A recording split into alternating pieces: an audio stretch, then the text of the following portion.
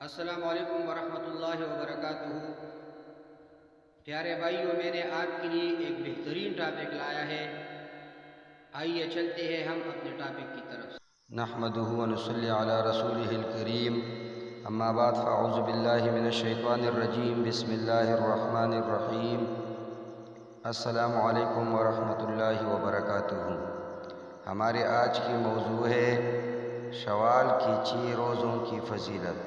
پیارے بھائیوں، رمضان المبارک کے روزوں کے بعد شوال کے 6 روزے رکھنا واجب نہیں بلکہ مستحب ہے، اور مسلمان کے لیے مشروع ہے کہ وہ شوال کے 6 روزے رکھے، جس میں فضل عظیم اور بہت بڑا اجر و ثواب ہے، کیونکہ جو شخص بھی رمضان المبارک کے روزے رکھنے کے بعد شوال میں 6 روزے بھی رکھے تو اس کے لیے پورے سال کے روزوں کا اجر و ثواب لکھا جاتا ہے۔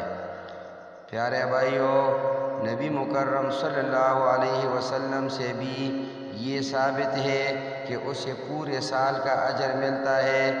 ابو ایوب انصاری رضی اللہ تعالی عنہ بیان کرتے ہیں کہ رسول اکرم صلی اللہ علیہ وسلم نے فرمایا، جس نے رمضان المبارک کے روزے رکھنے کے بعد شوال کے 6 روزے رکھے تو یہ ایسا ہے جیسے پورے سال کے روزے ہوں۔ صحیح مسلم، سنن ابو داود، سنن ترمذی، سنن ابن ماجہ۔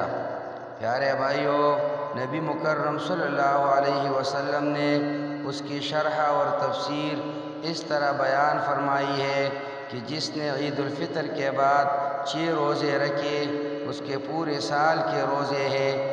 جو کوئی نیکی کرتا ہے اسے اس کا اجر 10 گنا ملے گا، اور ایک روایت میں ہے کہ اللہ تعالی نے ایک نیکی کو 10 گنا کرتا ہے، لہٰذا رمضان المبارک کا مہینہ 10 مہینوں کے برابر ہوا، اور 6 دنوں کے روزے سال کو پورا کرتے ہیں۔ سنن نسائی، سنن ابن ماجہ۔ اور ابن خزیمہ نے مندرجہ ذیل الفاظ کے ساتھ روایت کیا ہے، رمضان المبارک کے روزے 10 گنا اور شوال کے 6 روزے 2 ماہ کے برابر ہے، تو اس طرح کے پورے سال کے روزے ہوئے۔ حنابلہ اور شوافی فقہاء کرام نے تصریح کی ہے کہ رمضان المبارک کے بعد شوال کے 6 روزے رکھنا پورے 1 سال کے فرضی روزوں کے برابر ہے، وگرنہ تو عمومی طور پر نفلی روزوں کا اجر و ثواب بھی زیادہ ہونا ثابت ہے، کیونکہ ایک نیکی 10 کے برابر ہے۔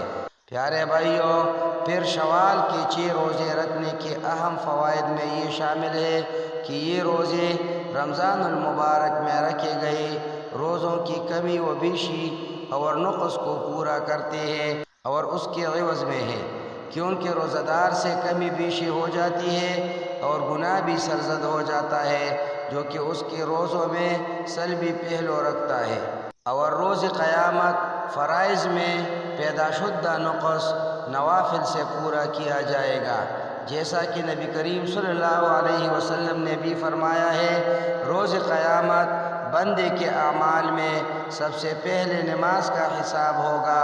نبی کریم صلی اللہ علیہ وسلم نے فرمایا، ہمارا رب عز و جل اپنے فرشتوں سے فرمائے گا، حالانکہ وہ زیادہ علم رکھنے والا ہے، میرے بندے کی نمازوں کو دیکھو کہ اس نے پوری کی ہے کہ اس میں نقص ہے، اگر تو مکمل ہوں گی تو مکمل لکھی جائے گی، اور اگر اس میں کچھ کمی ہوئی تو اللہ تعالیٰ فرمائے گا، دیکھو میرے بندے کے نوافل ہیں، اگر تو اس کے نوافل ہوں گے تو اللہ تعالیٰ فرمائے گا، میرے بندے کے فرائض اس کے نوافل سے پورے کرو، پھر باقی اعمال بھی اسی طرح لیے جائیں گے۔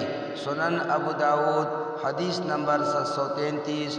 اقول قولی ھذا، استغفر اللہ لی ولکم ولسائر المسلمین۔